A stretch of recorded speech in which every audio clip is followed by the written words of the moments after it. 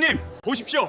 서류는 멀쩡한데 이 사기꾼 놈이 감히 우리 모두를 가지고 논 겁니다. 가방 속에서 쏟아져 나온 건 누가 봐도 완벽한 진짜 서류였고 지훈의 패배를 확신한 군중 사이에서는 야유와 탄식이 본물 터지듯 쏟아져 나왔습니다.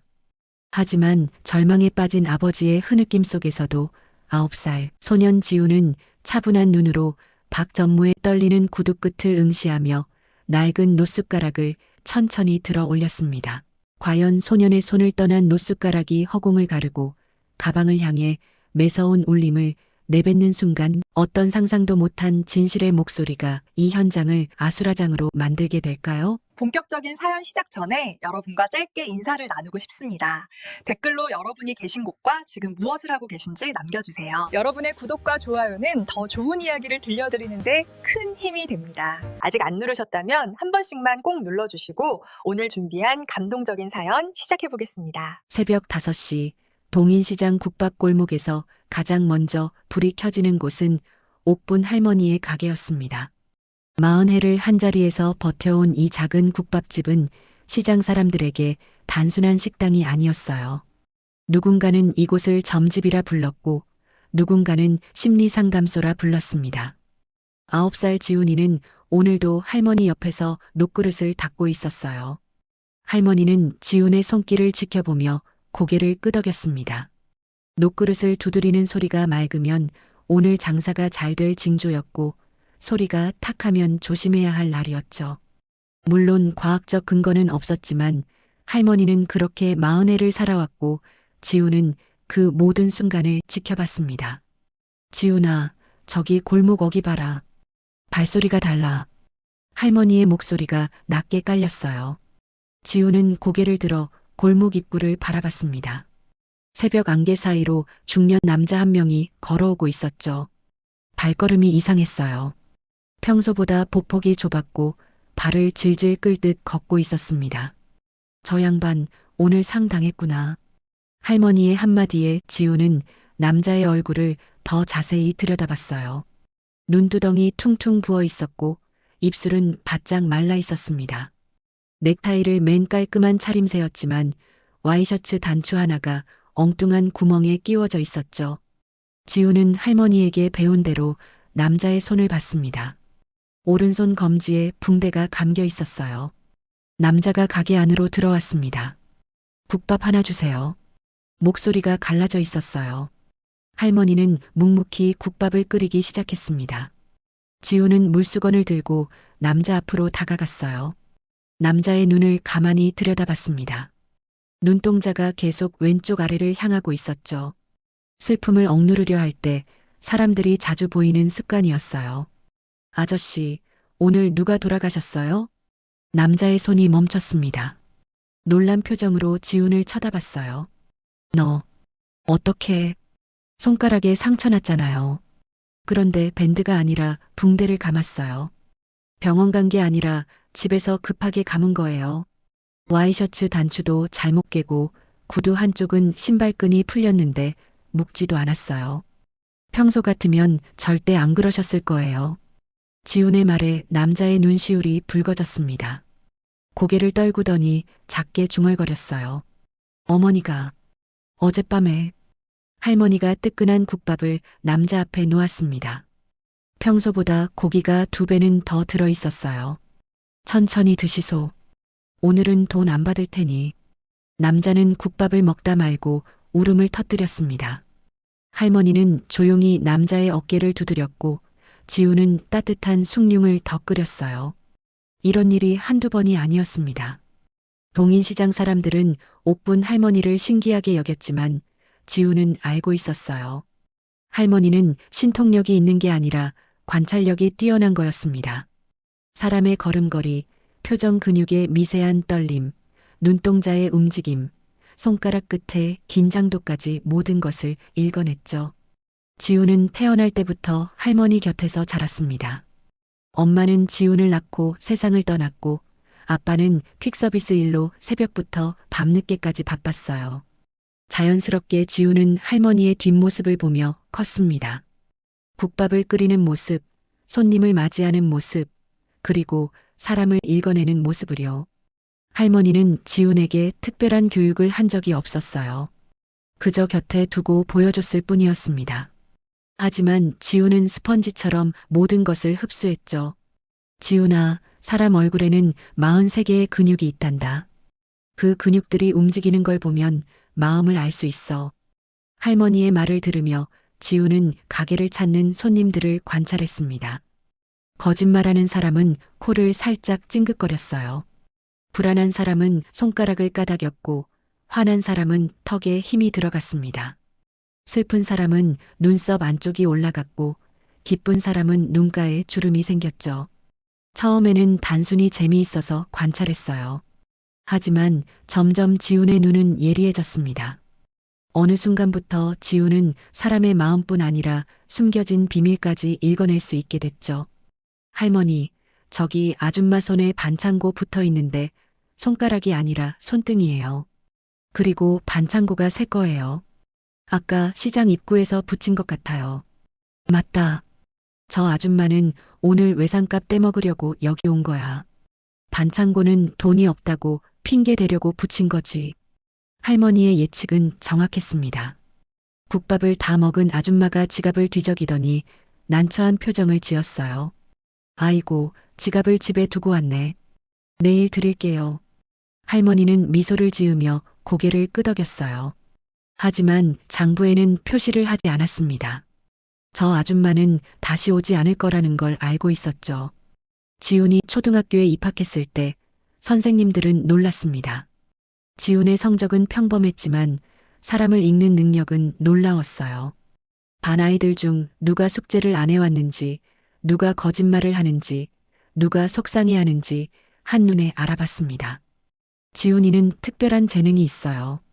심리학이나 범죄학 쪽으로 진로를 생각해 보시는 게 어떨까요? 담임 선생님의 말에 할머니는 조용히 웃었어요. 우리 지훈이는 그냥 국밥집 손자입니다. 특별할 것 없어요. 하지만 할머니는 알고 있었습니다. 지훈의 능력이 얼마나 위험할 수 있는지를요. 사람의 비밀을 읽어낸다는 건 축복이 아니라 저주가 될 수도 있었어요. 지훈아, 내가 본 걸 함부로 말하면 안 된다. 사람들은 자기 마음을 들키는 걸 싫어해. 특히 비밀은 더 그렇지. 지훈은 고개를 끄덕였습니다. 할머니의 말이 무슨 뜻인지 알고 있었어요. 그래서 지훈은 입을 다물고 살았습니다. 학교에서도 시장에서도 자신이 본 것을 함부로 말하지 않았죠. 그런데 오늘 아침은 달랐어요. 녹그릇을 닦는데 소리가 이상했습니다. 맑은 소리도 탁한 소리도 아닌 낯선 울림이었어요. 지훈은 할머니를 쳐다봤습니다. 할머니, 이 소리는 처음이에요. 할머니가 녹그릇을 받아들고 직접 두드려 봤어요. 표정이 굳어졌습니다. 오늘은 큰일이 생기겠구나. 할머니의 목소리에 긴장감이 묻어났어요. 지훈은 가슴이 두근거렸습니다. 할머니가 저런 표정을 짓는 건 처음 봤거든요.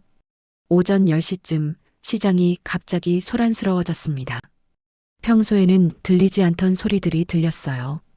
구두굽이 바닥을 찍는 소리, 고급 향수 냄새, 그리고 낯선 기운이었습니다.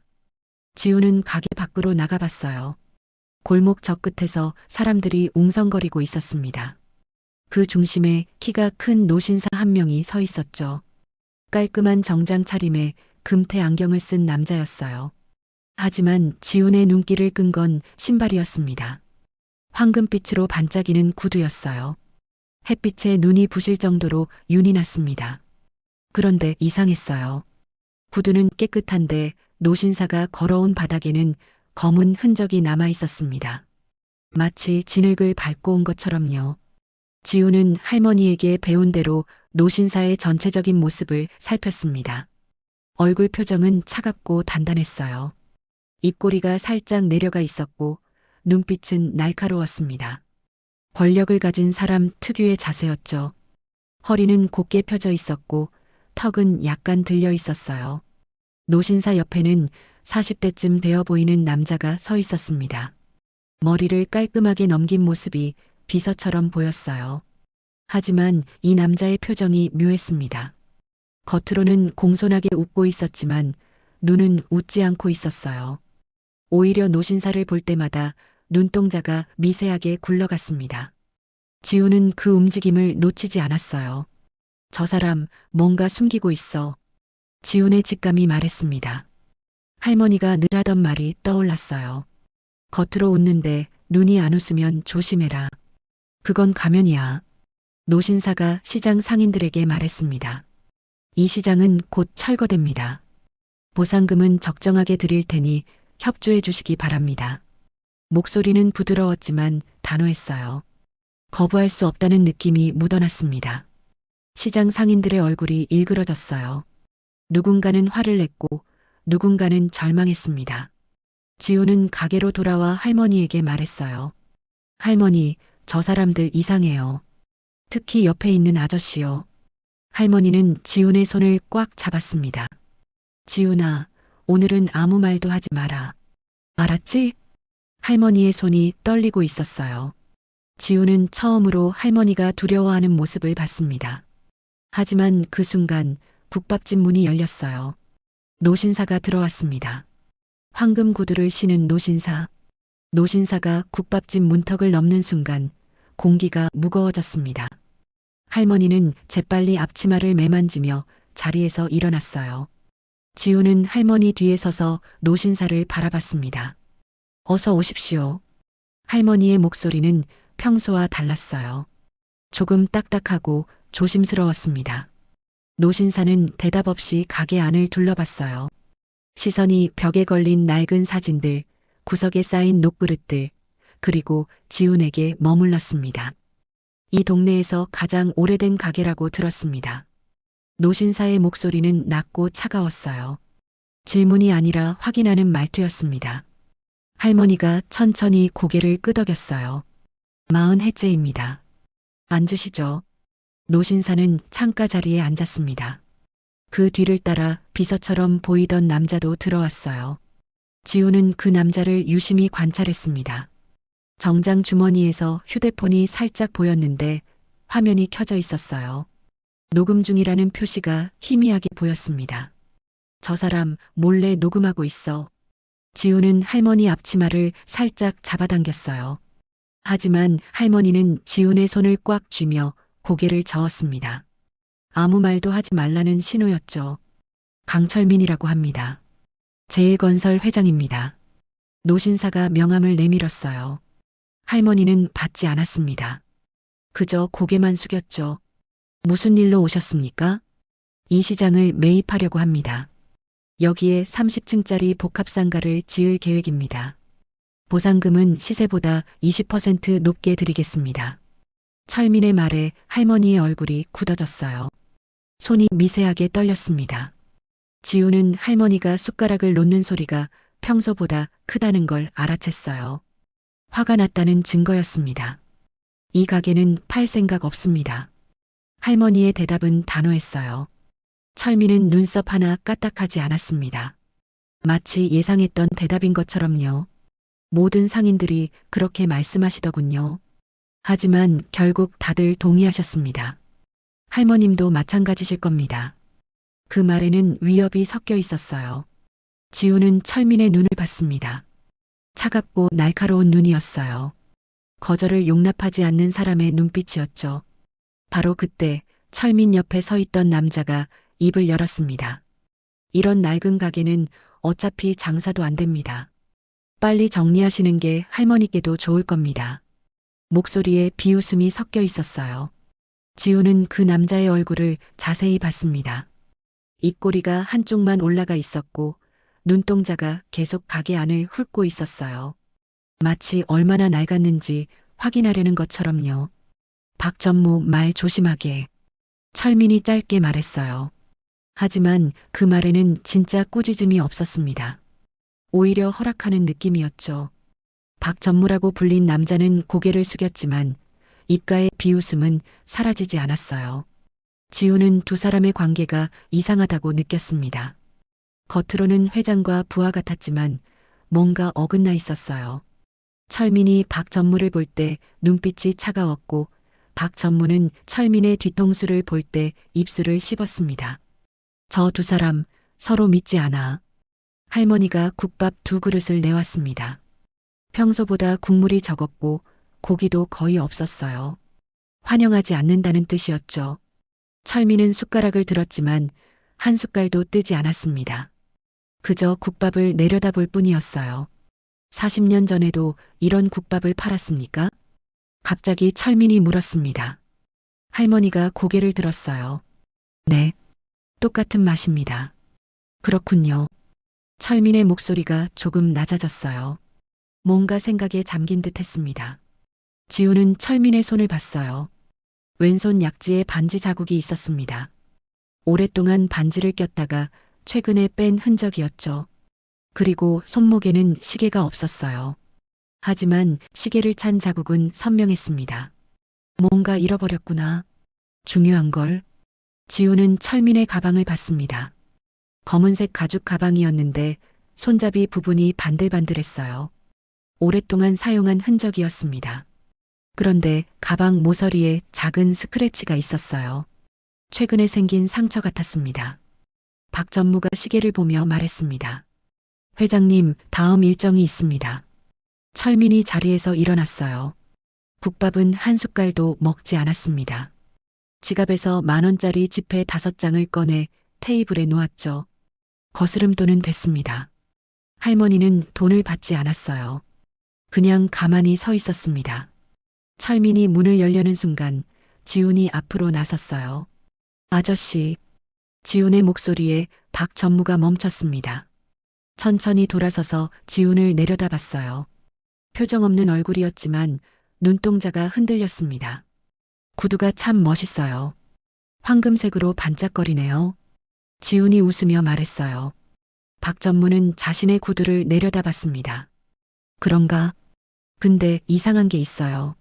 구두는 깨끗한데 걸어온 바닥에는 빨간 흙 자국이 남았어요.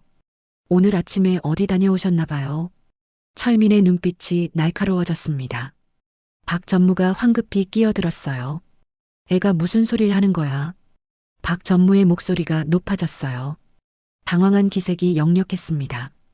하지만 지우는 물러서지 않았어요. 그리고 주머니에서 열쇠가 2개 보이는데 하나는 새 거예요. 아까 복사한 것 같아요. 열쇠고리 색이 다르거든요. 박 전무의 얼굴이 하얗게 질렸어요. 손이 자동으로 주머니로 갔습니다. 철민이 박 전무를 쳐다봤어요. 박 전무. 차가운 목소리였습니다. 박 전무는 당황해서 말을 더듬었어요. 아, 아닙니다. 회장님, 이해가 착각한 겁니다. 제 차 열쇠입니다. 차 열쇠는 따로 있지 않나? 철민의 물음에 박 전무는 말문이 막혔어요. 식은땀이 이마에 맺혔습니다. 지우는 계속 관찰했어요. 박 전무의 오른손 검지에 미세한 상처가 있었습니다. 열쇠 복사할 때 생기는 상처였죠. 그리고 정장 주머니가 평소보다 불룩했어요. 뭔가 더 들어있다는 뜻이었습니다. 철민이 한 걸음 지훈에게 다가왔습니다. 키가 커서 지훈을 완전히 내려다보는 자세였어요. 하지만 지훈은 눈을 피하지 않았습니다. 똑바로 철민을 쳐다봤죠. 아이가 눈썰미가 있군. 철민의 입가에 미소가 번졌습니다. 하지만 차가운 미소였어요. 눈은 전혀 웃지 않았습니다. 할아버지 가방도 이상해요. 지훈이 다시 말했습니다. 할머니가 지훈의 팔을 잡으려 했지만 지훈은 한 발짝 더 나갔어요. 가방 모서리에 새 스크래치가 있어요. 그리고 손잡이를 잡는 방식도 이상해요. 평소보다 더 꽉 쥐고 계세요. 마치 안에 중요한 게 들어있는 것처럼요. 철민의 손에 힘이 들어갔습니다. 가방을 쥔 손등에 핏줄이 튀어나왔어요. 지훈의 말이 맞다는 증거였습니다. 강철민 회장은 지훈을 한참 동안 내려다봤습니다. 그의 눈빛이 미묘하게 변했어요. 차갑고 날카롭던 눈이 조금씩 흔들리기 시작했죠. 마치 오래전 잊고 지냈던 무언가를 떠올리는 사람처럼 말이에요. 내 이름이 뭐냐? 회장의 목소리는 여전히 낮고 무거웠지만 아까와는 다른 온도가 느껴졌습니다. 지훈은 땀에 젖은 손으로 할머니의 녹그릇을 꽉 쥐었어요. 신지훈이요. 신지훈. 몇 살이지? 9살이요. 회장의 입가에 희미한 미소가 스쳤습니다. 그건 웃음이라기보다는 쓸쓸함에 가까웠어요. 그는 천천히 무릎을 굽혀 지훈과 눈높이를 맞췄습니다. 60을 훌쩍 넘긴 거물 회장이 시장 바닥에 무릎을 굽힌 건 아마 처음 있는 일이었을 거예요. 내가 내 또래였을 때도 이런 시장에서 살았다. 어머니가 좌판을 펼쳐놓고 고추를 팔았지. 난 그 옆에서 손님들 표정을 읽었어. 어떤 손님한테 말을 걸어야 하고 어떤 손님은 그냥 보내야 하는지 알았단다. 지훈의 눈이 조금 커졌습니다. 회장은 주머니에서 낡은 지갑을 꺼냈어요. 그 안에서 빛바랜 사진 한 장을 꺼내 지훈에게 보여줬습니다.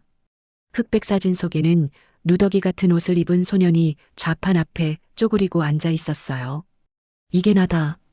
너처럼 9살 때 모습이지. 사진 속 소년의 눈빛은 강렬했습니다. 배고픔과 가난이 가득한 얼굴이었지만 그 눈만큼은 살아있었어요. 지금 지훈을 내려다보는 회장의 눈과 똑같았습니다. 박 전무가 초조하게 끼어들었어요. 회장님, 이런 애들 장난에 시간을 낭비하실 필요가 없습니다. 그냥 가시죠. 회장이 손을 들어 박 전무를 제지했습니다. 그의 시선은 여전히 지훈에게 고정되어 있었어요. 박 전무. 예, 회장님. 내가 방금 뭐라고 했지? 아까 이 꼬마가. 박 전무의 얼굴이 굳었습니다. 그는 재빨리 표정을 관리하려 했지만 이미 늦었어요. 지훈은 그의 왼쪽 눈꺼풀이 미세하게 떨리는 걸 놓치지 않았습니다. 허튼 소리를 했습니다.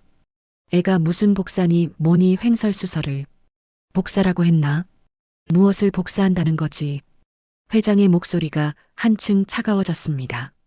박 전무는 넥타이를 만지작거리며 시선을 피했어요. 그의 오른손 검지가 바지 솔기를 따라 빠르게 긁고 있었습니다. 지훈은 할머니한테 배웠어요.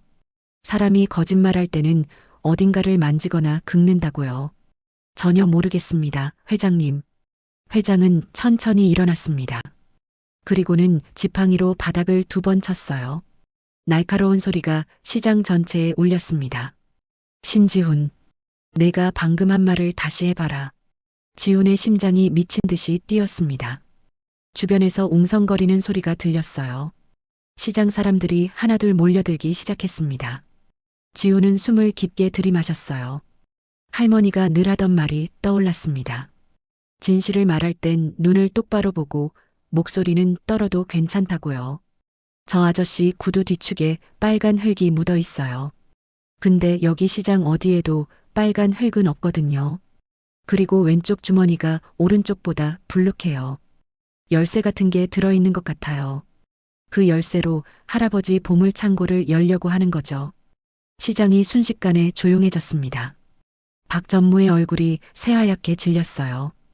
회장은 박 전무에게 다가가 그의 구두를 내려다봤습니다. 정말로 뒤축에 붉은 흙이 묻어 있었어요. 박 전무, 어제 어디 갔었나? 저는 집에. 자네 집은 강남 아파트 27층이지. 거기 어디에 흙이 있나? 박 전무가 뒷걸음질 쳤습니다. 회장이 다시 지팡이를 들어 그의 가슴을 가볍게 짚었어요. 주머니를 보여주게. 회장님, 이건 사생활. 보여주라고 했네. 회장의 목소리에는 더 이상 온기가 남아있지 않았습니다. 박 전무는 떨리는 손으로 왼쪽 주머니를 뒤적였어요. 그리고 작은 열쇠 한 개를 꺼냈습니다. 회장은 그 열쇠를 보자마자 얼굴이 딱딱하게 굳었어요. 이게 어떻게 자네 손에 있지? 이건 내 금고 예비 열쇠야.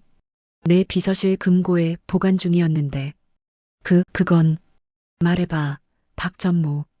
박 전무는 대답하지 못했습니다. 그저 입술만 바르르 떨고 있었어요. 지훈은 그 모습을 보며 할머니의 또 다른 가르침을 떠올렸습니다. 거짓말쟁이는 결국 입을 다물고 진실한 사람은 끝까지 말한다고요. 회장은 박 전무에게서 시선을 거두고 다시 지훈을 봤습니다. 그의 눈빛이 묘하게 빛났어요. 존경과 호기심 그리고 약간의 두려움이 섞인 표정이었습니다. 신지훈, 넌 정말 재미있는 아이로구나. 회장이 지팡이를 바닥에 세워놓고 양손으로 그 위에 턱을 괴었습니다. 마치 무언가 중대한 결정을 내리려는 사람의 자세였어요. 좋아. 내가 제안을 하나 하지. 내기를 해보자고. 내기요? 지훈의 목소리가 떨렸습니다. 회장은 고개를 끄덕였어요. 그래, 내기. 넌 사람을 읽는 재주가 있다고 했지. 그럼 진짜 내 실력이 얼마나 되는지 시험해보자는 거야. 무슨 내기인데요? 사흘을 주겠다. 정확히 3일 뒤 정오에 이 자리에서 만나자. 그때 내가 들고 있을 가방을 맞춰봐. 지훈이 고개를 갸웃거렸습니다. 회장은 자신이 메고 있던 검은색 가죽 가방을 들어 보였어요. 명품 브랜드 로고가 새겨진 서류 가방이었습니다. 이 가방 말이야. 3일 뒤에 이게 진짜인지 가짜인지 맞춰보라는 거지. 시장 사람들이 웅성거렸습니다. 너무 쉬운 내기 아니냐는 소리가 여기저기서 들렸어요. 회장은 미소를 지었습니다. 쉽다고 생각하나? 하지만 내가 틀리면 대가를 치러야 해. 무슨 대가요? 회장의 미소가 사라졌습니다. 그의 얼굴이 다시 차갑게 굳어졌어요. 내가 틀리면 내 아버지를 감옥에 보내겠다. 업무방해죄와 무고죄로 말이야. 거짓으로 모함했다는 죄목이지. 그럼 최소 3년은 들어가 있어야 할 거야. 시장이 술렁였습니다. 지훈의 아버지가 군중 사이에서 뛰쳐나왔어요. 그는 지훈을 끌어안으며 소리쳤습니다. 안 돼, 지훈아. 하지 마. 아버지의 품에서 지훈은 할머니의 녹그릇을 더욱 세게 움켜쥐었습니다. 차가운 금속 표면이 손바닥에 닿는 감촉이 생생했어요. 지훈은 아버지의 품에서 빠져나와 회장을 똑바로 쳐다봤습니다. 만약 제가 맞히면요? 회장이 눈썹을 치켜 올렸습니다. 내가 맞히면 10억을 주지. 현금으로. 시장이 다시 한번 술렁였어요. 10억이라는 금액은 이 시장 사람들 모두가 평생 벌어도 모을 수 없는 돈이었습니다. 하지만 지훈은 돈에 관심이 없었어요. 그는 다른 걸 원했습니다. 저는 돈은 필요 없어요. 대신 우리 시장을 부수지 말아주세요. 할머니 가게도 다른 사람들 가게도 다 살려주세요. 회장의 눈이 가늘어졌습니다. 그는 지훈을 한참 동안 바라봤어요.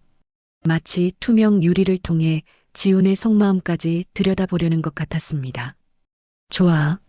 내가 이기면 시장 재개발은 없던 일로 하지. 하지만 회장이 한 걸음 더 다가왔습니다. 그의 그림자가 지훈을 완전히 덮었어요. 내가 지면 너는 감옥이다. 그것도 최소 3년. 모든 걸 잃게 될 거야. 그래도 하겠나? 지훈의 손이 떨렸습니다. 녹그릇을 쥔 손가락이 하얗게 질렸어요. 아버지가 다시 지훈을 붙잡으려 했지만 회장의 경호원들이 그를 막아섰습니다. 지훈은 아버지를 돌아봤어요. 아버지는 울고 있었습니다. 지훈아, 제발. 하지 마. 지훈의 눈에서 눈물이 주르륵 흘러내렸습니다. 하지만 그는 고개를 돌려 회장을 다시 봤어요. 그리고 녹그릇을 가슴에 꼭 안았습니다. 할게요. 뭐라고? 내기할게요. 대신 조건이 있어요. 회장이 흥미로운 표정을 지었습니다. 조건? 내가 감히 나한테 조건을? 3일 뒤 정오예요. 그때 할아버지가 가장 아끼는 그 가방이 가짜로 바뀔 거예요. 제가 맞히면 시장을 살려주세요. 틀리면 저를 데려가세요. 회장은 웃음을 터뜨렸습니다. 하지만 그 웃음은 따뜻하지 않았어요. 얼음처럼 차가운 웃음이었습니다. 재미있구나. 좋아, 약속하지. 3일 뒤 정오에 이 자리에서 보자고. 그때 내 운명이 결정될 거다. 회장은 박전무의 어깨를 탁 쳤습니다. 박전무 가세. 오늘은 재미있는 구경을 했어. 박전무는 여전히 창백한 얼굴로 회장을 따라갔어요. 하지만 지훈을 지나칠 때 그의 눈빛이 순간 날카롭게 변했습니다. 증오와 적개심이 가득한 눈이었어요. 지훈은 그 눈빛을 보고 등골이 오싹해지는 걸 느꼈습니다. 회장 일행이 떠나자 시장이 다시 시끄러워졌습니다. 어떤 사람들은 지훈을 걱정했고 어떤 사람들은 무모하다고 비난했어요. 아버지는 주저앉아서 계속 울고 있었습니다. 옥분 할머니가 천천히 다가왔어요. 그녀는 지훈의 머리를 쓰다듬으며 말했습니다. 지훈아, 넌 용감한 아이야. 하지만 세상은 내가 생각하는 것보다 훨씬 무섭단다. 지훈은 할머니를 올려다봤습니다. 할머니의 주름진 얼굴에 깊은 걱정이 서려 있었어요. 할머니, 저 맞힐 수 있어요. 저 아저씨 눈빛을 봤어요. 저 사람은 나쁜 사람이에요. 분명히 뭔가 나쁜 짓을 할 거예요. 그걸 안다고 해서 막을 수 있는 건 아니란다. 할머니는 녹그릇을 지훈의 손에서 가져가 자신의 앞치마로 닦았습니다. 그리고 다시 지훈에게 건네주며 말했어요. 이 녹그릇은 내 할아버지가 쓰시던 거야. 할아버지도 사람 마음을 읽는 재주가 있었지. 하지만 그 재주 때문에 고생도 많이 하셨어. 세상 사람들은 진실을 듣고 싶어 하지 않거든. 지훈은 녹그릇을 받아들었습니다. 금속 표면에 자신의 얼굴이 일그러져 비쳤어요. 그 순간 지훈은 깨달았습니다. 자신이 무슨 짓을 저질렀는지 이제 3일밖에 남지 않았다는 거요. 해가 서쪽으로 기울기 시작했습니다. 시장의 그림자가 점점 길어졌어요. 지훈은 녹그릇을 꼭 안고 국밥집으로 돌아갔습니다. 아버지는 아무 말도 하지 않았어요. 그저 지훈의 어깨에 손을 얹고 함께 걸었을 뿐이었습니다. 그날 밤 지훈은 잠들 수 없었습니다. 창문 밖으로 도시의 불빛이 반짝였어요. 저 멀리 회장의 회사 건물이 보였습니다. 60층짜리 유리 건물이 하늘을 찌를 듯 솟아 있었어요. 지훈은 녹그릇을 들고 창가에 섰습니다. 그리고 숟가락으로 가볍게 두드렸어요. 맑은 소리가 작은 방 안에 울렸습니다. 할머니는 늘 말했어요. 진실은 맑은 소리를 내고 거짓은 탁한 소리를 낸다고요. 아빠, 걱정하지 마세요. 전 할 수 있어요. 지훈은 작게 중얼거렸습니다. 하지만 그 목소리는 떨리고 있었어요. 3일이라는 시간이 어떻게 흘러갈지, 어떤 일들이 기다리고 있을지 지훈은 알 수 없었습니다. 다만 한 가지는 확실했어요. 이제 돌이킬 수 없다는 것. 내기가 성사된 다음 날 아침, 시장은 평소보다 유난히 조용했습니다. 상인들이 국밥집 앞을 지나갈 때마다 고개를 돌리거나 발걸음을 빨리 했어요. 누구도 지훈의 가족과 눈을 마주치려 하지 않았습니다. 지훈의 아버지 민수는 새벽 5시부터 퀵서비스 일을 나갔어요. 평소처럼 헬멧을 쓰고 오토바이에 올라탔지만 그의 손은 계속 떨렸습니다. 시동을 거는 데만 3번이나 실패했죠. 민수는 잠시 오토바이 위에 앉아 깊은 한숨을 내쉬었어요. 지훈이 녀석, 도대체 무슨 생각으로. 중얼거림이 헬멧 안에서 맴돌았습니다. 민수는 시장 골목을 빠져나가며 뒤를 돌아봤어요. 작은 국밥집 2층 창문에서 희미한 불빛이 새어나왔습니다. 지훈이 아직도 잠들지 못하고 있다는 뜻이었죠. 그날 오전 10시쯤 민수는 강남 쪽으로 서류 배달을 갔습니다. 신호등에 멈춰 섰을 때 뒤에서 검은색 승용차 한 대가 바짝 붙었어요. 민수는 백미러로 차를 확인했습니다. 번호판이 가려져 있었어요. 이상하다는 생각이 들었지만 신호가 바뀌어 다시 출발했습니다. 하지만 검은 차는 계속 따라왔어요. 좌회전을 해도 골목으로 들어가도 그 차는 100m 뒤에서 떨어지지 않았습니다. 민수의 등에서 식은땀이 흘러내렸어요. 그는 오토바이 속도를 높여 한강 다리로 향했습니다.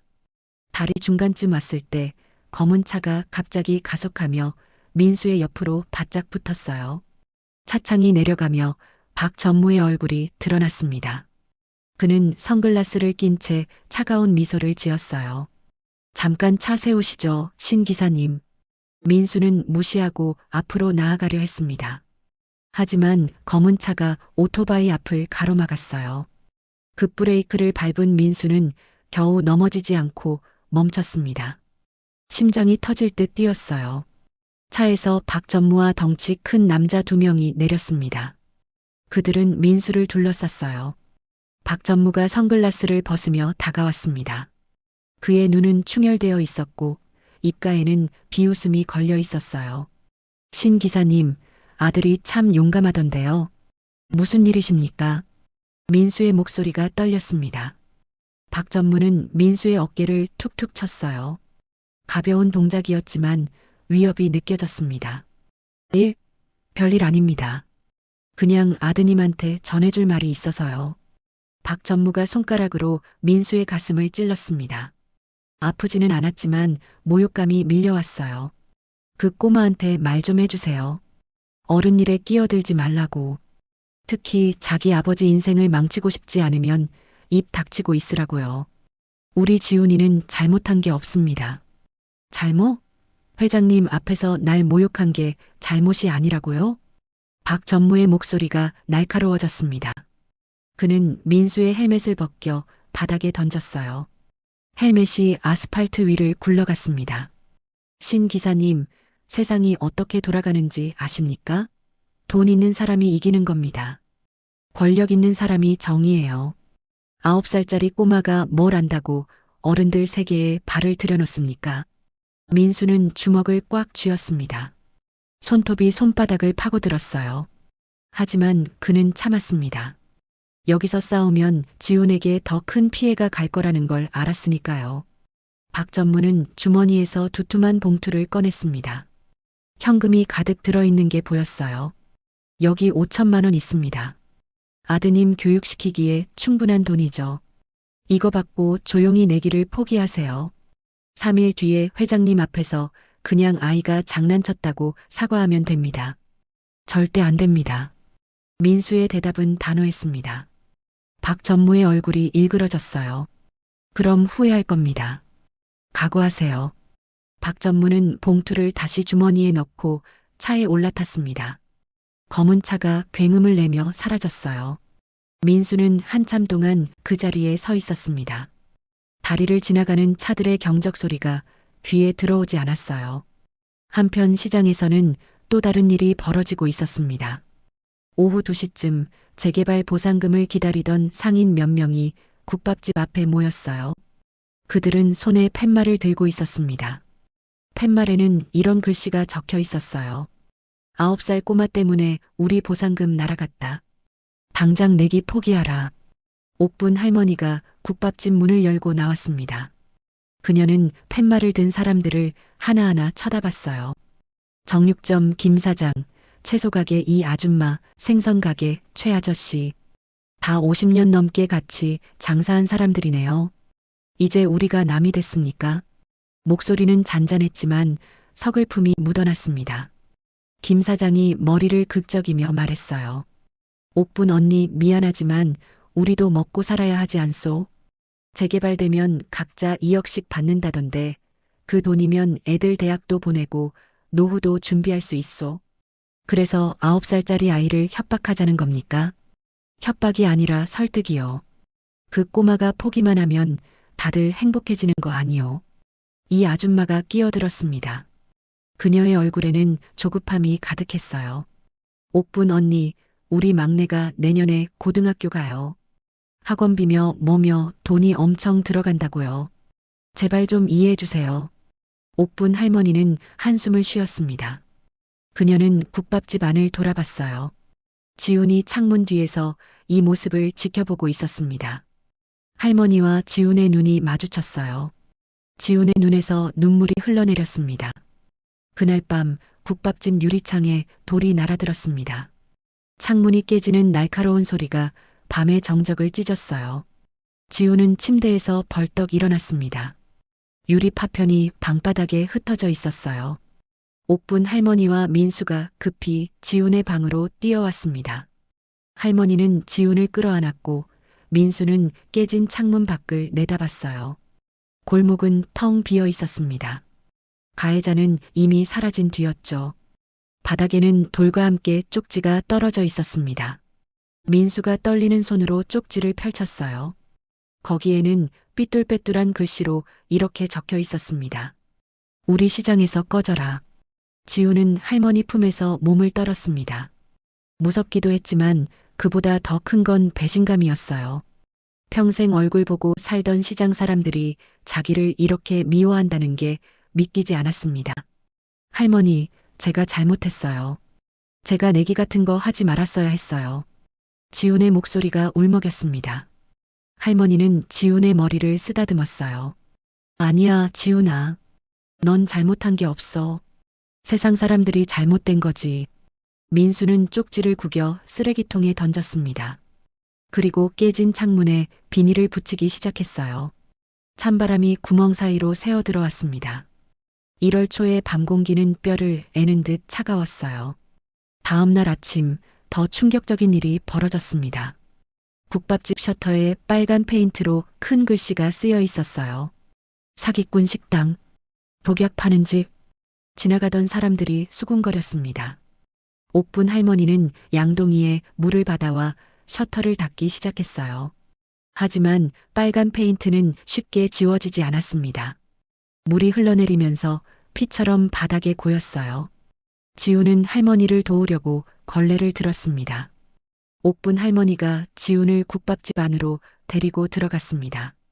그리고 함께 식탁에 앉았어요. 할머니는 지훈의 손을 잡았습니다. 지훈아, 아직 하루가 남았어. 우리 할 수 있는 걸 해보자. 하지만 할머니, 전 이제 뭘 어떻게 해야 할지 모르겠어요.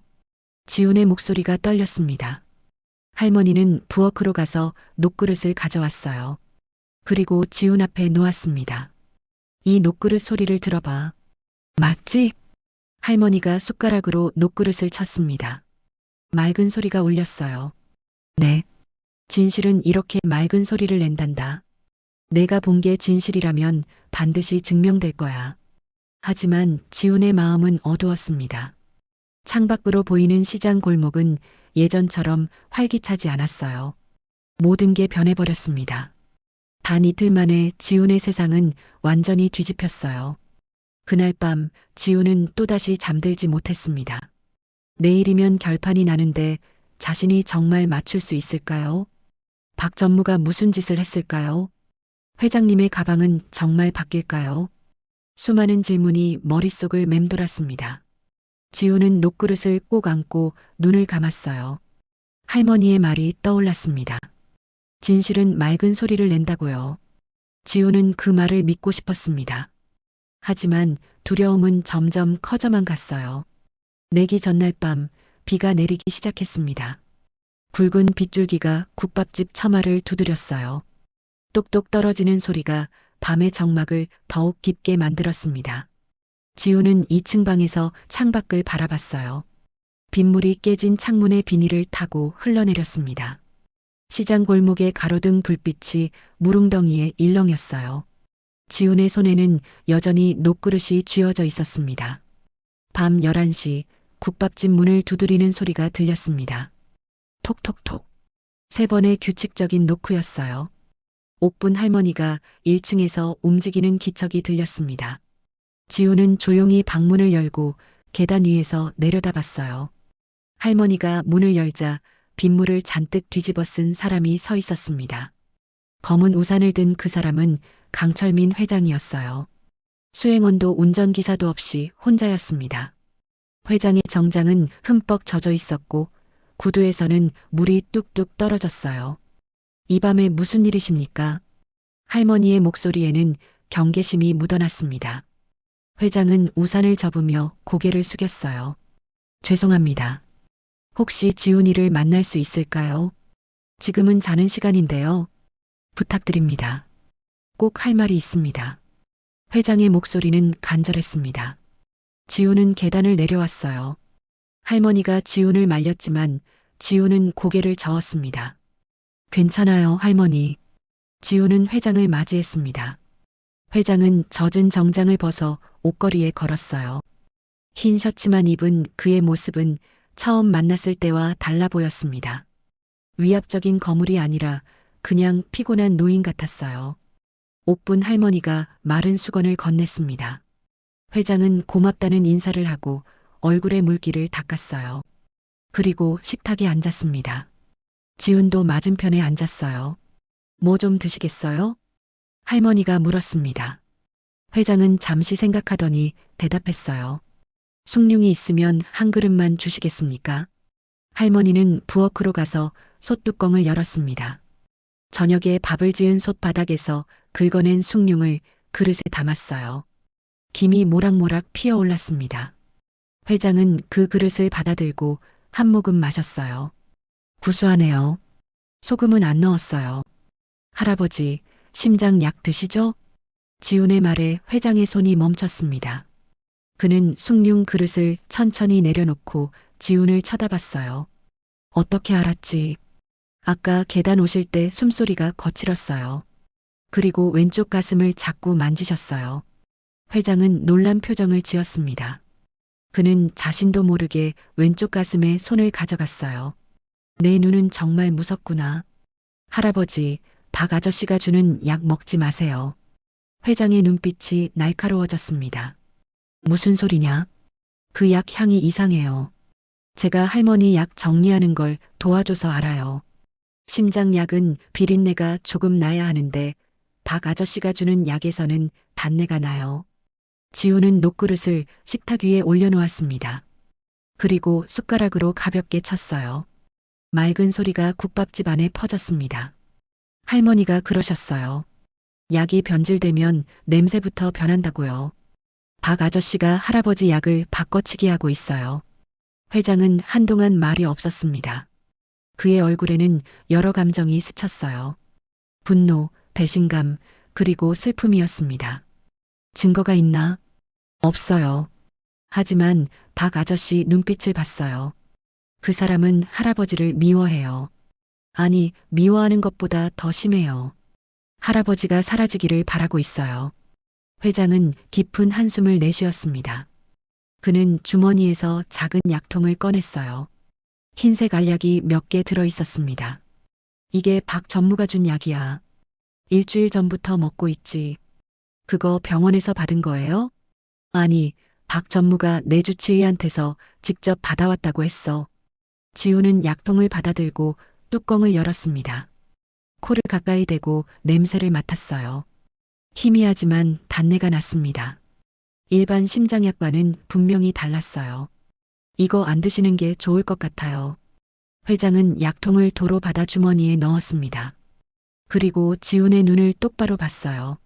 지훈아, 넌 왜 이런 걸 내게 말해주는 거니? 내일 정오면 내 운명이 결정되는데 할아버지를 도와드리고 싶어서요. 내가 내기에서 이기면 너는 감옥에 가. 지훈은 녹그릇을 쓰다듬었습니다. 차가운 금속 표면이 손끝에 닿았어요. 그래도 할아버지가 다치시면 안 되잖아요. 나쁜 사람한테 속으시면 더 안 되고요. 회장의 눈가에 주름이 깊어졌습니다. 그는 숭늉을 한 모금 더 마셨어요. 따뜻한 액체가 목구멍을 타고 내려갔습니다. 내가 내 또래였을 때 생각이 나는구나. 나도 그랬어. 세상이 불공평하다는 걸 알았지만 그래도 옳은 일은 해야 한다고 믿었지. 지금도 그렇게 생각하세요? 회장은 대답하지 않았습니다. 대신 창밖을 바라봤어요. 빗줄기가 점점 굵어지고 있었습니다. 천둥 소리가 멀리서 들려왔어요. 지훈아, 솔직히 말하마. 나는 내가 내일 틀릴 거라고 생각해. 박 전무는 영리한 사람이야.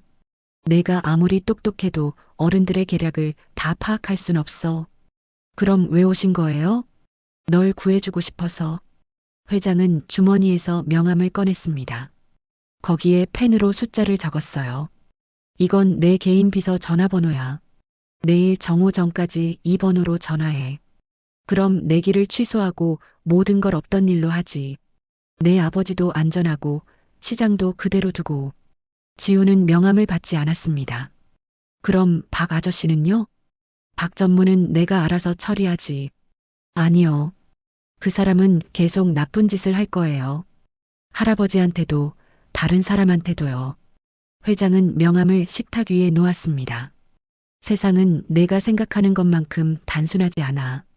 악한 사람을 벌주는 게 항상 정답은 아니야. 왜요? 복잡하니까. 박 전무는 회사의 핵심 인물이야. 그가 가진 정보와 인맥이 너무 많아. 함부로 건드리면 회사 전체가 흔들릴 수 있어. 지우는 녹그릇을 다시 쳤습니다. 이번에는 더 세게 쳤어요. 소리가 더 크게, 더 길게 울렸습니다. 할머니가 그러셨어요. 진짜와 가짜는 소리가 다르다고요. 진짜는 맑고 가짜는 탁해요. 할아버지가 지금 하시는 말씀은 탁한 소리예요. 회장은 놀란 표정을 지었습니다. 잠시 침묵이 흘렀어요. 빗소리만 국밥집을 채웠습니다. 내 말이 맞아. 회장이 작게 웃었습니다. 쓸쓸한 웃음이었어요. 나는 비겁한 사람이야. 편한 길을 택하고 위험한 선택을 피하지. 그게 사업가로 살아남는 방법이니까. 하지만 그렇게 사는 게 행복하세요? 회장은 대답하지 못했습니다. 지우는 할머니가 만들어준 숭늉을 회장 앞으로 밀었어요. 할아버지, 내일 정오에 봬요. 저는 반드시 마칠 거예요. 그리고 박 아저씨의 나쁜 짓도 다 밝혀낼 거예요. 회장은 숭늉을 마저 마셨습니다. 그릇을 내려놓을 때 그의 손이 살짝 떨렸어요. 지훈아, 마지막으로 하나만 물어보자. 넌 정말 내 가방이 바뀔 거라고 확신하나? 네. 어떻게 그렇게 확신할 수 있지? 지훈은 창밖을 가리켰습니다. 박 아저씨가 구두에 묻힌 빨간 흙이요. 전 그날 밤 몰래 그 사람을 따라갔어요. 할아버지 회사 뒤쪽 창고까지요. 거기서 박 아저씨가 누군가랑 통화하는 걸 들었어요. 가방을 복제한다는 얘기였어요. 회장의 얼굴이 굳었습니다. 그 위험한 짓을 내가 무서웠어요. 하지만 진실을 알아야 했어요. 회장은 자리에서 일어났습니다. 그는 젖은 정장을 다시 입고 우산을 집었어요. 문 앞에서 그는 뒤돌아봤습니다. 지훈아, 넌 정말 특별한 아이야. 하지만 그 특별함이 널 위험하게 만들 수도 있어. 조심해라. 회장이 문을 열고 나갔습니다. 빗줄기가 다시 국밥집 안으로 들이쳤어요. 지우는 문틀에 기대어 회장의 뒷모습을 지켜봤습니다. 회장은 우산도 펴지 않고 비를 맞으며 걸어갔어요. 옥분 할머니가 지훈의 어깨에 손을 얹었습니다. 지훈아, 겁나니? 네, 할머니. 많이 무서워요. 그래도 할 거니? 지훈은 녹그릇을 꼭 안았습니다. 차가운 금속이 가슴에 닿았어요. 네, 해야 해요. 할머니는 지훈을 끌어안았습니다. 둘은 한참을 그렇게 서 있었어요. 밖에서는 계속 비가 내렸습니다. 내일이면 모든 게 결정될 거였어요. 지훈은 눈을 감았습니다. 내일의 정오가 두렵기도 했지만 동시에 기다려졌습니다. 내기 종료를 하루 앞둔 밤, 박 전무는 고급 승용차 안에서 연신 손톱을 물어뜯고 있었습니다. 창밖으로 보이는 강 회장의 저택은 고요했지만 그의 머릿속은 폭풍우가 몰아치고 있었어요. 지훈이라는 꼬마 때문에 모든 계획이 흔들리고 있었습니다. 만약 그 아이의 예언이 맞아떨어진다면 자신이 지난 5년간 공들여 쌓아온 배신의 탑이 한순간에 무너질 것이었죠. 안 돼. 절대 안 돼. 박 전무는 가방에서 작은 약병을 꺼냈습니다. 투명한 액체가 담긴 그 병은 강 회장의 심장약과 똑같이 생겼지만 실제로는 판단력을 흐리게 만드는 수면 유도제였어요. 지난 6개월간 조금씩 바꿔치기하며 회장을 조종해온 비밀 무기였습니다. 그는 차에서 내려 저택으로 걸어갔어요. 경비원들은 그를 보자 고개를 숙였습니다. 회장의 최측근이니까요. 회장님, 내일 중요한 발표가 있으니 일찍 주무셔야 합니다. 박 전무는 능숙한 말투로 강 회장에게 약을 건넸습니다. 회장은 의심 없이 약을 삼켰어요. 30분이 지나자 회장의 눈꺼풀이 무거워지기 시작했습니다. 박 전무는 회장이 소파에 기대어 잠들 때까지 기다렸죠. 그리고 회장의 오른손을 조심스럽게 들어 올렸습니다. 지문 인식 가방은 침실 책상 위에 놓여 있었습니다. 박 전무는 회장의 엄지손가락을 가방 잠금 장치에 갖다 댔어요. 찰칵! 작은 소리와 함께 가방이 열렸습니다. 그 안에는 회사의 운명을 좌우할 비밀 프로젝트 서류가 가지런히 정리되어 있었어요. 시장 부지를 포함한 강남 일대 5만 평 땅을 매입하는 계약서, 정부 고위 인사들과의 비밀 협약서, 그리고 1,000억 원 규모의 투자 유치 명단까지. 박 전무는 미리 준비해둔 가짜 서류 뭉치를 꺼냈습니다. 겉으로 보기엔 똑같았지만 내용은 완전히 달랐어요. 계약 당사자 명의가 강철민에서 박성호, 그러니까 자기 자신으로 바뀌어 있었습니다. 그는 진짜 서류를 가방에서 빼내고 가짜를 집어넣었어요. 손이 미세하게 떨렸지만 이내 입가에 비릿한 미소가 번졌습니다. 이제 이 땅은 내 거야. 늙은이는 가만히 병원 침대에 누워 있으면 돼. 그는 가방을 다시 잠그고 회장의 손을 제자리에 놓았습니다. 하지만 그것만으로는 부족했어요. 지훈의 아버지를 범인으로 만들어야 했습니다. 박 전무는 주머니에서 봉투 하나를 꺼냈어요. 그 안에는 5천만 원이 들어있는 가짜 통장, 사본과 지훈의 아버지 명의로 위조된 협박 편지가 들어있었습니다. 강 회장님, 우리 아들 지훈이가 한 말은 제가 시킨 겁니다. 시장을 지키려면 돈을 내놓으세요. 황당한 내용이었지만 급조한 증거치고는 그럴듯해 보였어요. 박 전무는 이 봉투를 회장 책상 서랍에 슬쩍 밀어 넣었습니다. 내일 아침 경찰이 수색하면 바로 발견될 위치였죠. 다음 날 새벽 5시 지훈의 집 앞에는 경찰차 2대가 멈춰 섰습니다. 박 전무가 새벽같이 신고를 했던 거예요. 형사 3명이 국밥집 문을 두드렸습니다. 지성훈 씨 계십니까? 사기 및 공갈 혐의로 조사가 필요합니다. 지훈의 아버지 성훈은 잠옷 차림으로 나왔습니다. 얼굴이 하얗게 질렸어요. 옥분 할머니는 부엌에서 달려나와 형사들 앞을 가로막았습니다. 무슨 소리요? 우리 아들이 뭘 잘못했다고. 하지만 형사들은 냉정했습니다. 영장을 내밀며 집안을 수색하겠다고 했어요. 지훈은 2층 작은 방에서 그 광경을 내려다보고 있었습니다. 9살 아이의 눈에 눈물이 그렁그렁 맺혔지만 그는 눈물을 닦아내고 침착하게 녹그릇을 손에 쥐었어요. 아빠, 나를 믿어줘.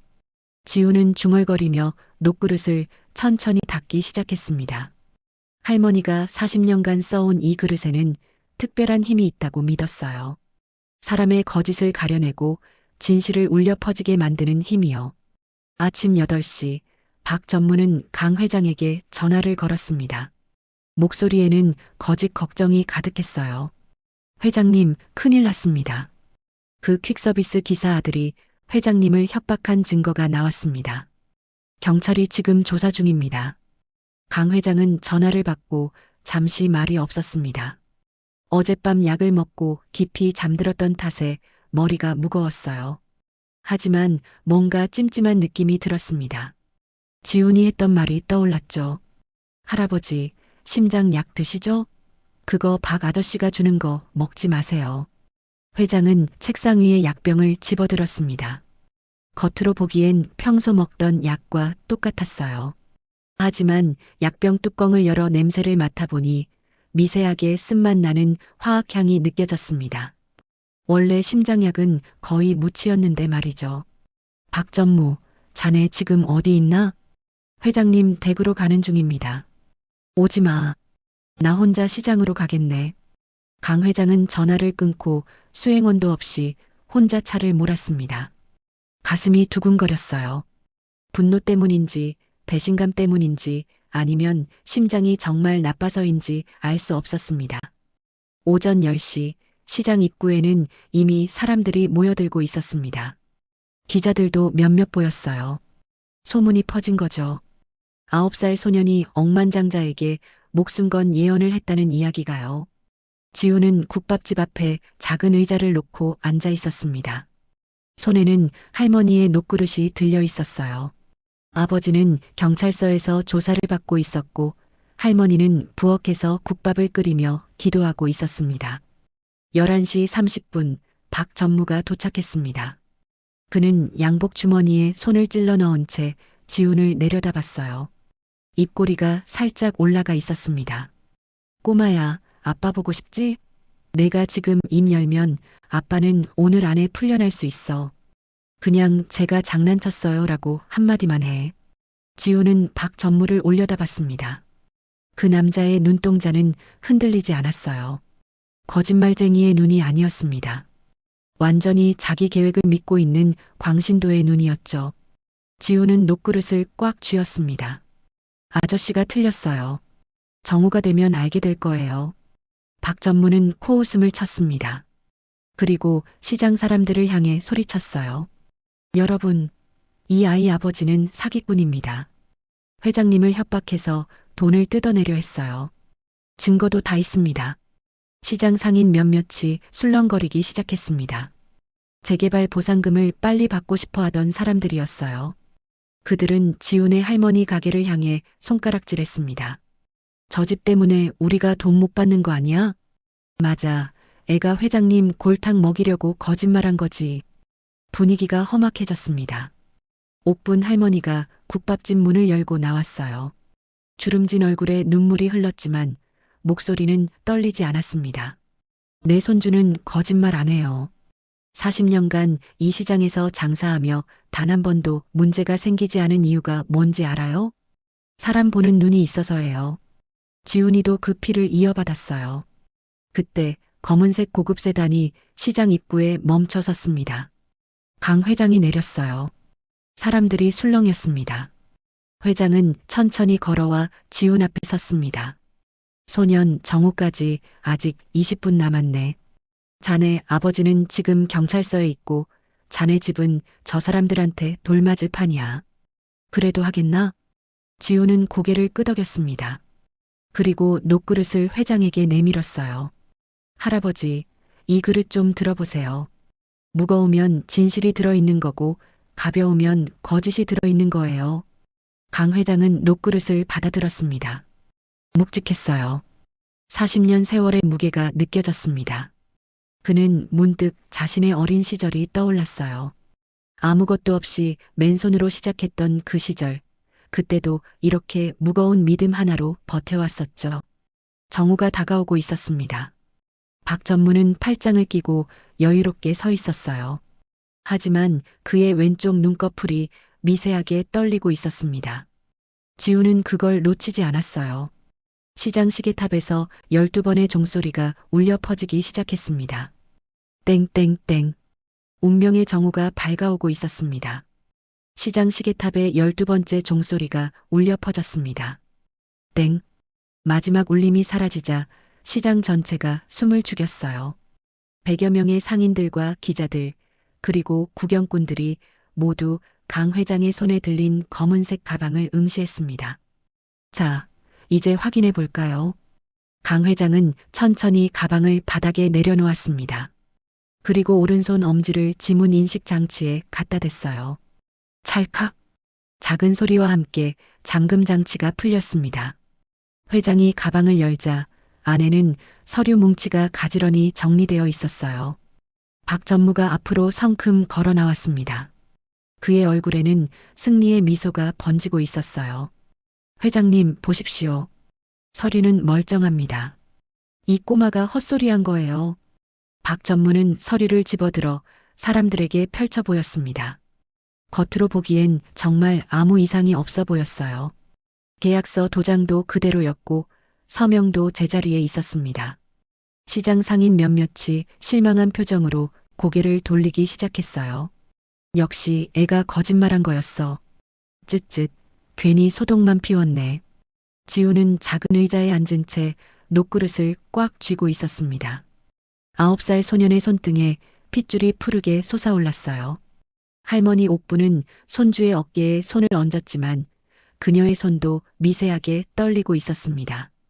지훈아, 괜찮아. 할미가 있잖니. 하지만 지훈은 고개를 저었습니다. 그리고 자리에서 일어나 강 회장 앞으로 걸어갔어요. 사람들의 시선이 다시 소년에게 집중됐습니다. 할아버지. 지훈의 목소리는 떨리지 않았습니다.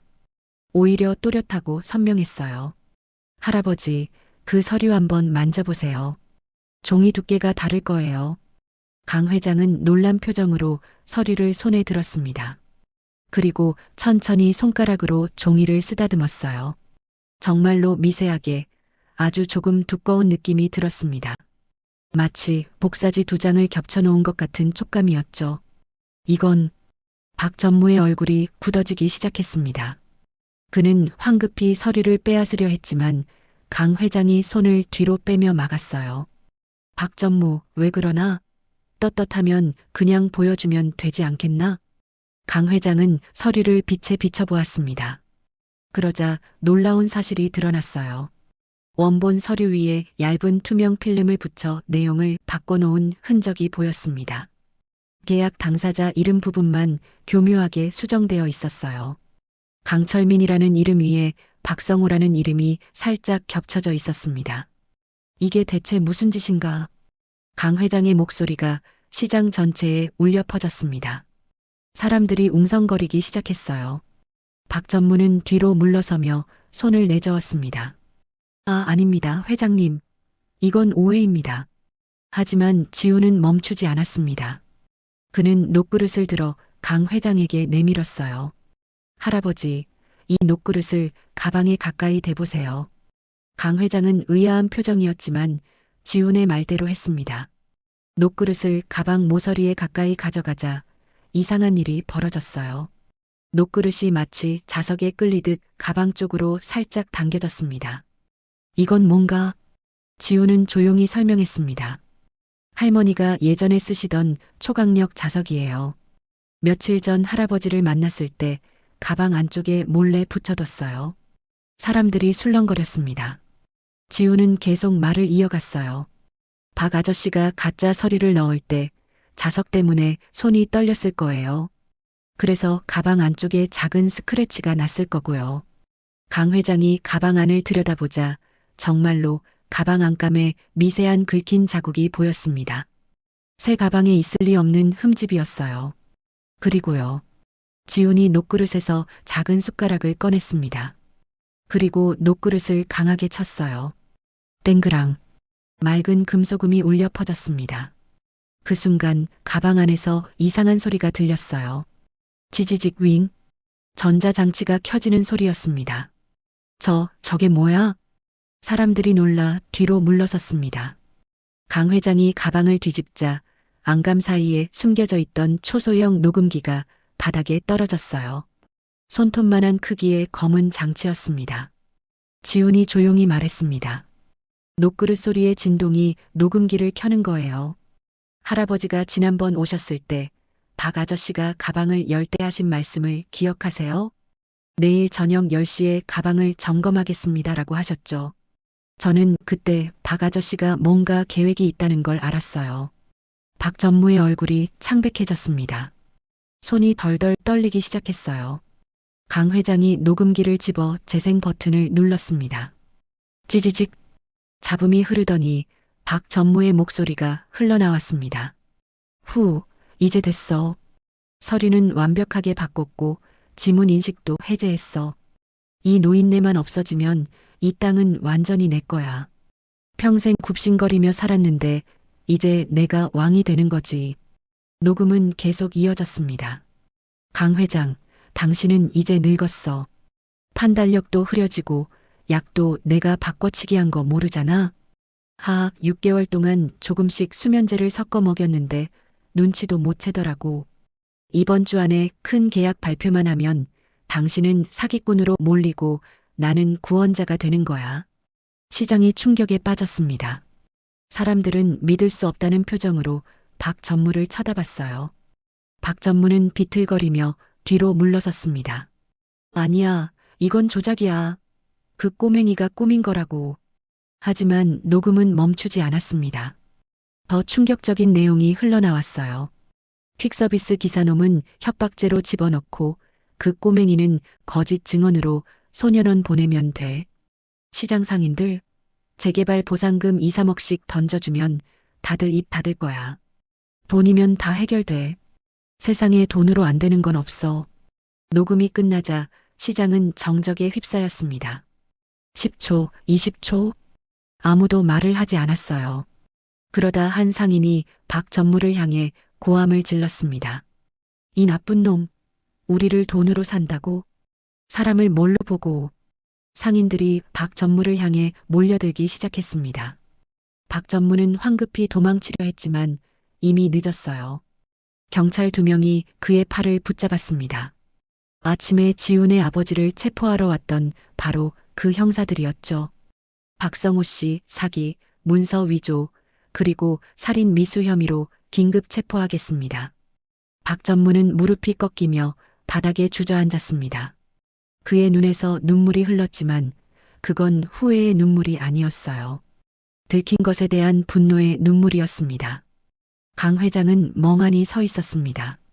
5년간 가장 믿었던 측근이 자신을 배신했다는 사실이 믿기지 않았어요. 그는 천천히 지훈에게 다가갔습니다. 그리고 무릎을 꿇고 소년과 눈높이를 맞췄어요. 지훈아, 자네가 나를 구했네. 아니, 우리 모두를 구했어. 강 회장의 목소리는 떨렸습니다. 70평생 처음 느껴보는 감정이었어요. 한 아이의 순수한 용기가 거대한 음모를 무너뜨린 거였습니다. 지훈은 녹그릇을 꽉 껴안았습니다. 그리고 할머니를 돌아봤어요. 옥분 할머니는 눈물을 흘리며 고개를 끄덕였습니다. 40년간 시장을 지켜온 그 녹그릇이 오늘 또 한 번 진실을 지켜냈습니다. 할아버지, 우리 아빠는요? 지훈의 물음에 강 회장이 즉시 전화기를 꺼냈습니다. 지금 당장 지성훈 씨를 석방하게, 그리고 최고급 승용차로 모셔오도록. 30분 뒤 지훈의 아버지 성훈이 시장에 도착했습니다. 그는 달려와 아들을 끌어안았어요. 지훈은 그제야 참았던 눈물을 터뜨렸습니다. 9살 소년의 작은 어깨가 들썩였어요. 강 회장은 시장 사람들을 향해 마이크를 잡았습니다.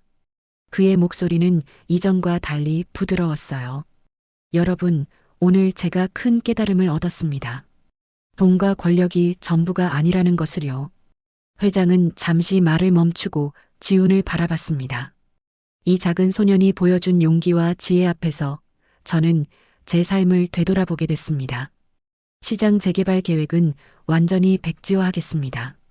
사람들이 환호성을 질렀습니다. 하지만 강 회장은 손을 들어 조용히 하라는 신호를 보냈어요. 대신 이곳을 대한민국에서 가장 아름다운 전통시장으로 만들겠습니다. 모든 상인 여러분께 가게 지분을 드리고 현대적 시설을 갖춰 100년 더 이어갈 수 있도록 하겠습니다. 시장은 기쁨의 함성으로 가득 찼습니다. 사람들은 서로 껴안고 눈물을 흘렸어요. 지훈은 할머니의 손을 잡고 그 광경을 바라봤습니다. 녹그릇은 여전히 그의 품에 안겨 있었고 햇빛을 받아 은은하게 빛나고 있었습니다. 박 전무가 경찰차에 실려가던 날 오후 검찰은 긴급 압수수색에 나섰습니다. 박 전무의 집과 사무실 그리고 그가 비밀리에 운영하던 페이퍼 컴퍼니까지 샅샅이 뒤졌어요. 저녁 6시쯤 검사 한 명이 강 회장에게 전화를 걸었습니다. 회장님, 엄청난 게 나왔습니다. 박 전무의 집 지하 금고에서 비자금 장부가 쏟아져 나왔습니다. 지난 5년간 그가 빼돌린 금액만 200억 원이 넘었어요. 회사 공사 비용을 부풀려 차액을 챙기고 하청업체에게 리베이트를 받고 심지어 회장 명의로 위조 서명까지 해가며 부동산을 사들인 흔적이 고스란히 남아 있었습니다. 더 충격적인 건 용역 깡패 명단이었습니다. 박 전무는 시장 재개발을 강행하기 위해 폭력 조직과 손을 잡고 있었어요. 시장 상인들을 위협하고 반대하는 사람들의 가게에 불을 지르려는 계획까지 세워져 있었습니다. 지훈의 할머니 가게도 그 명단에 포함되어 있었죠. 이 인간이. 강 회장은 서류를 보며 주먹을 불끈 쥐었습니다. 자신이 5년간 얼마나 철저히 속아왔는지 깨달았어요. 박 전무가 건네던 심장약, 매일 아침 챙겨주던 영양제, 심지어 회장의 일정까지 조작하며 판단력을 흐리게 만들었던 거였습니다. 사흘 뒤 박 전무는 구속 기소됐습니다. 혐의만 13가지였어요. 사기, 횡령, 배임, 문서 위조, 폭력 행사 교사, 그리고 살인 미수까지. 특히 강 회장의 약을 바꿔치기 한 것은 살인 미수로 인정됐습니다. 검찰은 징역 20년을 구형했어요. 재판정에서 박 전무는 끝까지 발악했습니다. 이건 그 꼬맹이가 꾸민 함정입니다. 9살짜리가 어떻게 이런 걸 알 수 있습니까? 하지만 판사는 차갑게 말했습니다. 피고인은 5년간 계획적으로 범행을 저질렀습니다. 증거도 명확합니다. 구형대로 징역 20년을 선고합니다. 방청석에서 시장 상인들이 박수를 쳤습니다. 정의가 승리한 순간이었어요. 한편 지훈의 삶은 조용히 변화하고 있었습니다. 사건 이후 며칠간은 기자들이 국밥집 앞에 진을 쳤어요. 전국의 방송사가 인터뷰를 요청했고 출판사에서는 책을 내자고 제안했습니다. 하지만 옥분 할머니는 단호하게 거절했어요. 우리 손주는 유명해지려고 한 게 아니에요. 그냥 옳은 일을 했을 뿐이죠. 대신 할머니는 지훈을 데리고 시장 구석구석을 다녔습니다. 생선 가게 아주머니에게 인사하고 과일 가게 할아버지와 이야기를 나누고 떡집 아저씨에게 덕담을 들었어요. 평범한 일상으로 돌아가는 연습이었습니다. 지훈아, 내가 한 일은 대단해. 하지만 그게 내 전부는 아니란다. 할머니는 녹그릇을 닦으며 말했습니다. 사람을 보는 눈은 남을 판단하려고 있는 게 아니야. 남을 이해하고 도와주고 함께 살아가려고 있는 거지. 지훈은 고개를 끄덕였습니다. 그는 이제 녹그릇을 예전처럼 신비한 도구로 여기지 않았어요. 그냥 할머니와 자신을 이어주는 따뜻한 물건으로 생각하게 됐습니다. 2주일 뒤 강 회장이 시장을 다시 찾아왔습니다. 이번에는 고급 세단이 아니라 평범한 자전거를 타고 왔어요. 회색 운동복 차림에 모자를 눌러 쓴 모습은 영락없는 동네 할아버지였습니다. 할머니, 국밥 한 그릇 주시겠소? 옥분 할머니는 웃으며 국밥을 내왔습니다. 김이 모락모락 나는 따끈한 국밥이었어요. 강 회장은 첫 숟가락을 떠서 입에 넣고는 눈을 감았습니다. 이 맛이구만. 40년 전 내가 공사판에서 일할 때 먹던 그 맛이에요. 지훈이 회장 옆에 앉았습니다. 회장은 가방에서 작은 상자를 꺼내 지훈에게 건넸어요. 이건 약속한 10억이 아니네. 그건 이미 자네 아버지 명의로 입금해뒀어. 지훈이 상자를 열자 안에는 낡은 바둑판이 들어 있었습니다. 나무결이 드러난 오래된 바둑판이었어요. 이건 내가 20살 때부터 쓰던 거야. 중요한 결정을 내릴 때마다 이 바둑판 앞에 앉아서 생각했지. 이제 자네한테 물려주고 싶네. 지훈은 바둑판을 쓰다듬었습니다. 매끈하면서도 거친 나무의 감촉이 손끝에 전해졌어요. 할아버지, 저는 바둑을 잘 못 둬요. 강 회장이 껄껄 웃었습니다. 배우면 되지. 내가 가르쳐 줄 테니까. 그날부터 강 회장은 일주일에 2번씩 시장을 찾았습니다. 목요일 저녁 7시와 일요일 오후 3시, 정확히 약속 시간을 지켰어요. 국밥을 먹고 지훈과 바둑을 두는 것이 그의 새로운 낙이 됐습니다. 바둑을 두면서 회장은 지훈에게 많은 이야기를 들려줬습니다. 젊은 시절 맨손으로 시작해 여기까지 온 과정, 실패와 좌절의 순간들, 그리고 성공 뒤에 찾아온 외로움까지. 지훈은 조용히 듣다가 가끔 질문을 던졌어요. 할아버지는 외롭지 않으세요? 외롭지. 하지만 이제는 자네 같은 친구가 생겼잖나.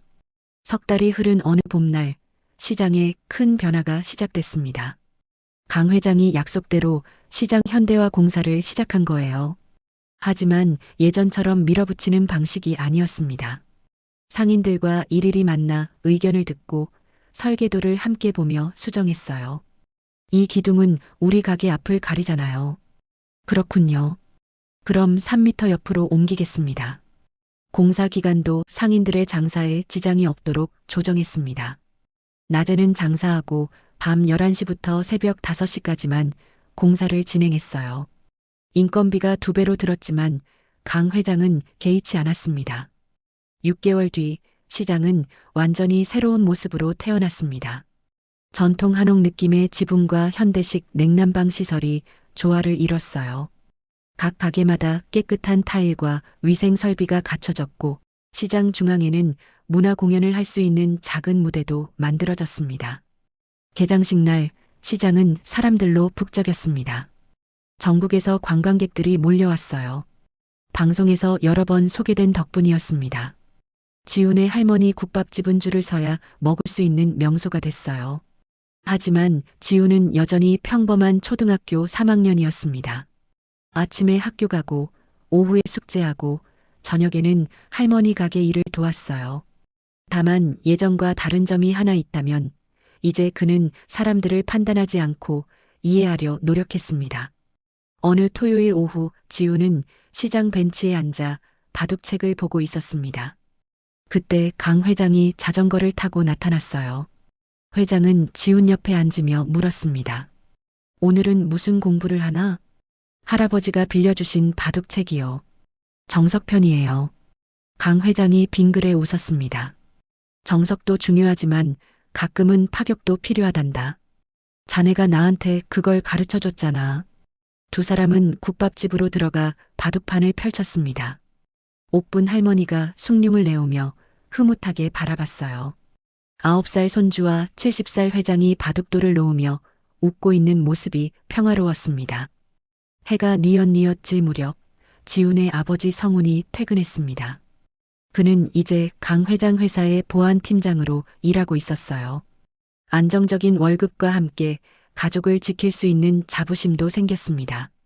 아빠, 지훈이 달려가 아버지를 안았습니다. 성훈은 아들의 머리를 쓰다듬으며 강 회장에게 고개를 숙였어요.